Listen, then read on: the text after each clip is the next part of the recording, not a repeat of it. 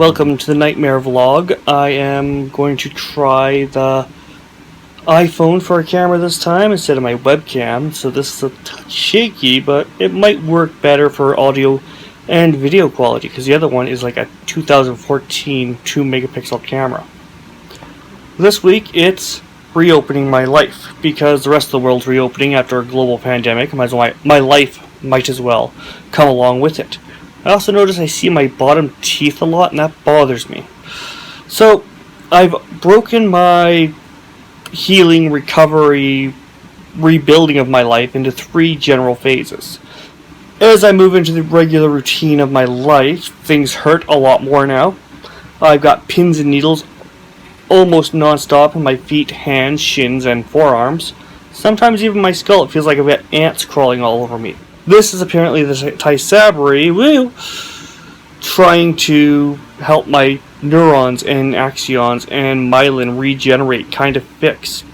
So, at this point, I'm gone of the hopeful moments where I'm going to get better, where I will magically get some nice antibiotics and have Lyme disease cured. Gone are the days where I think I can return to my normal life of being carried and rocking my job like there's no tomorrow. What's left of my life is essentially shattered. I feel like a broken man some days. My hip hurts, my bones ache, my joints hurt. But not just my body, my hopes are gone. Like, I will never become a nurse practitioner or probably even a registered nurse. I'll be lucky if I get back to being a care aide. My self-image has been destroyed. I'm no longer the invincible Iron Man who can go jump off trains and do whatever I want, whenever I want. So, in the thoughts to rebuild my life, we're at our 3 phases.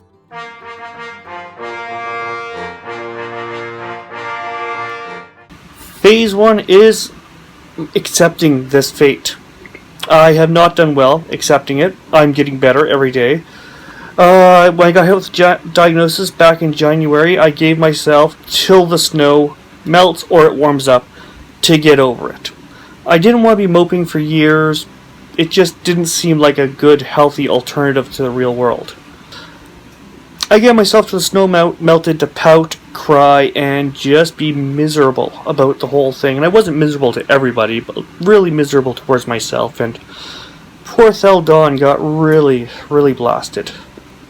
In that time, I was able to internalize my struggle, because what do you do when you're told your brain that you value the most is melting, demyelinating, which I'm told is a difference. I've come to terms with my limits a little bit more. I know I can only walk about 2,000 steps a day. I can only be awake for about 10 to 15 hours, 14 hours, 15 hours. I'm really pushing it. I pushed it yesterday to flip my schedule so I could be more awake during the day. And in this time, I wrote down everything I wanted to do, how I was going to recover, what the plan was. I had to redesign my life. Rebuild it was the next phase, of course. So, I took stock of all the assets in phase 1. I have a great to amazing support group in my family, of the 4 people who share my house, and of course, there's a family outside. I run a 13-man army here, essentially. I guess I'm more part of the 13-man army, but we got some allies here and there. I still have my drive to get to where I want to be. I know where my physical limits are. If it wasn't for my drive, physics, and my grating personality, I'd be a lot farther in life. There's no doubt about it. But I still have my personality. I have my iPad. I have my computer. I have a poor to terrible bandwidth. I have webcams. I have ideas. I've always wanted to be a YouTuber. This is an opportunity to be that, but this is more like my therapy. So, in the first phase, I moped, I cried, I was bitter, I was angry. This wasn't fair, it shouldn't have happened to me. As the snow melted, I realized, okay, it's time we can go walk outside. We're not going to fall, we're not going to slip. We've been an absolute joy to be around for 2 months, 3 months.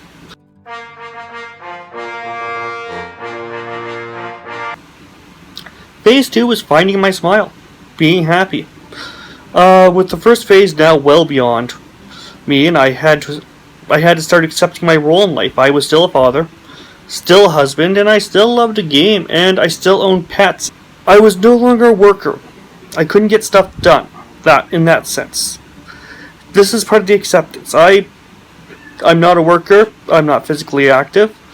I was no longer the backbone of my household. I didn't manage the finances and make the plans and direct everybody. I was no longer really who I was in one sense, but in another sense I'm still me. So a deal was struck in the dark of night that I would be more optimistic and a little kinder. In exchange, I would have unlimited M&Ms. Needless to say, both sides have kind of come true. I'm a little bit more optimistic, even if it's just getting a YouTube channel put together and some thoughts collected, and M&Ms. So there are going to be struggles, and there are struggles with me being optimistic and happy. I am crippled. I wake up most mornings regretting leaving the dreams that I was just part of. I main event WrestleMania sometimes. Other times I can fly, and other days I can just be me. So I've got to do this fight to get up, and this takes anywhere from 1 minute to several hours. I will come out of my bedroom, collect my iPad, my devices, go lay down, take some pain meds, and I will wait until I'm in a good mood to come out because I'm useless if I'm miserable. Nobody wants to be around me. Nobody should be around me. It's the only way this is going to work. If I'm not happy, I shouldn't be out here. While I'll never be as happy as I once was, I can be less cross than I feel. Like, I don't need to be taking this out on people. Well, this is not seen by anyone. It is the crowd I'm playing for. I'm often playing to the crowd of one, but I'm still playing to a crowd, and I'm trying to be less negative on the whole situation. I really do take a lot of time in picking my words now. In part, that's because my brain is riddled with lesions, and partially, I don't want my hard words to come back and haunt me. So to the outside world, I put on a mask of a friendly MS patient who has time for his kids' stories, time for adventures. I look awake, I get out of bed. This person is in constant pain and discomfort, but I hide it. Nobody needs to see it. Nobody wants to see it. Nobody wants to be part of that. Because it's not going to get me anywhere, and it's not going to get them anywhere. I also want to be seen as somebody who's happy and not miserable. To pull off this trick, I need a nap after a lot of things. I can direct chores for a couple hours, time to take a nap. If it's an intense conversation with my wife or anyone for that matter, on the phone, anywhere, the emotional strain puts me down. I need to rest after I make dinner, eat dinner. I need to rest after a shower. There is no gas left in the tank. I need to rest after thinking too much. I can sit here and think about something really cool for 20 minutes, and then I need to rest for 10 minutes because I've taken up too much of my energy. So as Phase 2 starts to wrap up, and it's really pretty much done, I'm pretty optimistic. I'm kind of pleased. I take lots of naps, lots of rests. I've started to learn about the spoon theory, which is interesting, but I don't agree with. I'm still accepting the new world I have to live in. I'm happier, but this isn't the world I'd planned on for 37-year-old me. Future me should look back at this and be pleased that we were able to get through it without a divorce, without abuse, without damage.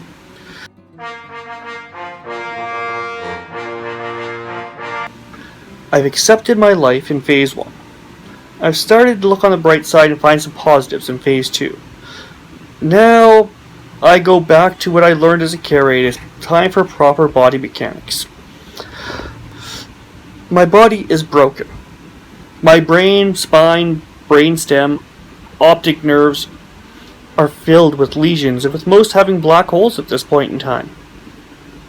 Before this all fell apart, I was me, optimistic, physically fit.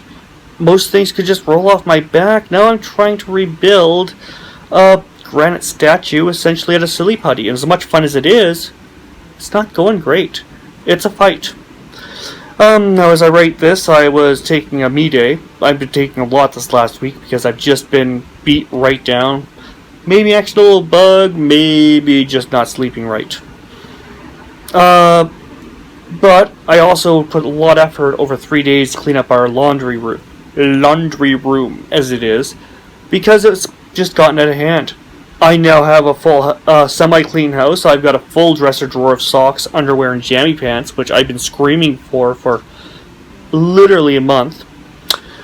My dresser has top has been cleaned off, so I've got a little bit of space. My desk has been reclaimed, thankfully. But I was tired. It took me almost a week to recover from that. Each day I helped out, I needed a nap, and I slept all night. I was averaging maybe 6 hours. I was also hurt. Stairs were not my friend, but I still needed to do them.